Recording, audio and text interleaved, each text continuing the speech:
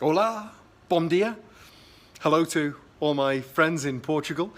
Dewi Hughes here, and I'm very much looking forward to coming and working with the Pharma training program in September. I thought I would give you a little bit of a flavour, a taster for what the program contains. We're here in the middle of Frankfurt at the moment, and you can see our room is all set up ready for our delegates to arrive. So we have vets and technicians arriving from all over Europe, coming to a program. I think you've already had a bit of a synopsis, an idea for what the program is going to be involved, but let's tell you a little bit more. First of all, I suppose, so really the program is about shifting a bit of the balance. You know, you guys coming along to our program, you're going to have a lot of clinical and technical expertise and skills, which of course will be of real value to your farmers. But our program is putting some more stones on the other side of that balance, really focusing a little bit more on the customer relationship management skills. How do we use our powers of persuasion?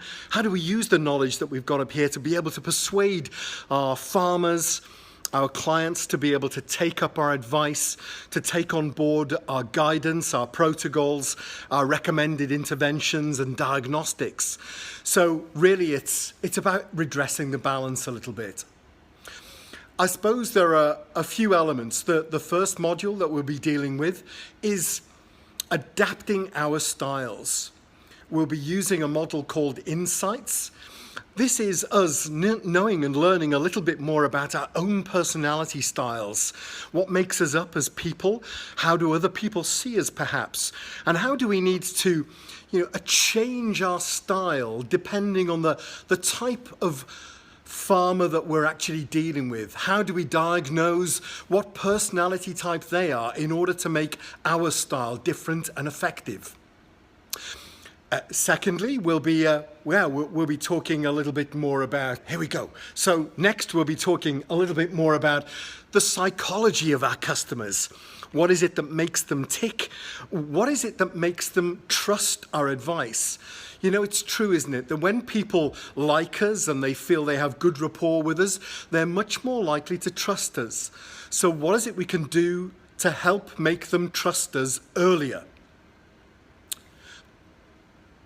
Okay, the second bit of psychology is that when we're selling our recommended guidance or interventions, what we'd like to do, it's vitally important that we describe it in terms of the benefits of what we want to recommend. Many of the procedures, the protocols, the interventions, perhaps the pharmaceutical treatments that you want to recommend will all have their individual features.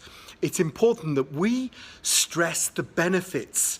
We need to make sure that we express the benefits, maybe benefits to the individual cow, the overall herd, to the farmer themselves, to the environment, to you, the vet.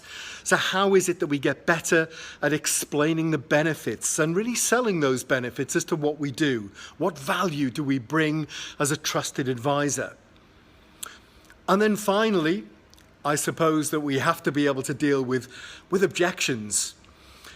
You can probably see my potentially grumpy customer there. He may well have an objection on anything from price to inconvenience to the overall hassle that will be created. When we get an objection from one of our farmers, it affects us. Our advice has been rejected, so it affects us psychologically and emotionally also. How do we overcome this? And we'll be teaching you some techniques on the program in order to be able to overcome objections. So, for the moment, that's a little taster for you to understand a little bit more about the program. Really looking forward to coming and visiting you in Portugal in September, to joining Antonio and his team in Pharma training. And for the moment, all I have to say is adios. See you in September.